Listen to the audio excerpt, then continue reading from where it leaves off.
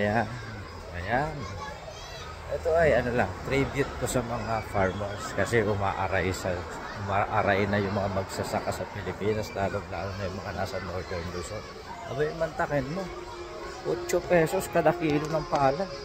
Mabubuhay pa ba magsasaka? Meron pa ako nababalitaan, 5 pesos, 5 pesos per kilo palay. Ay, lintik na yan. At ang tinatanong ko rito, nasaan yung subsidiya? Ipinangako ng DA na kaya nakakapagbenta tayo ng 20 pesos per kilo ng bigas ay dahil nagbibigay ng subsidiya na 13 pesos, 11 to 13 pesos. Eh putang na, mas mahal pa yung subsidiya kaysa sa mga kinikita na magsasaka.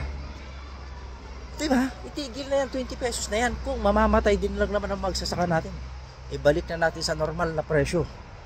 Diba? Para makabenta naman ng patas na presyo yung ating mga magsasaka.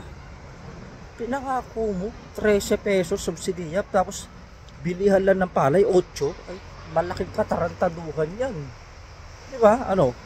Bubuhayin natin yung mga iba, papatayin natin yung mga magsasaka. Kaya alam natin, diba, sabi nila, ang mga farmers ang backbone ng community, ng bansa. Papatayin mo gulugod.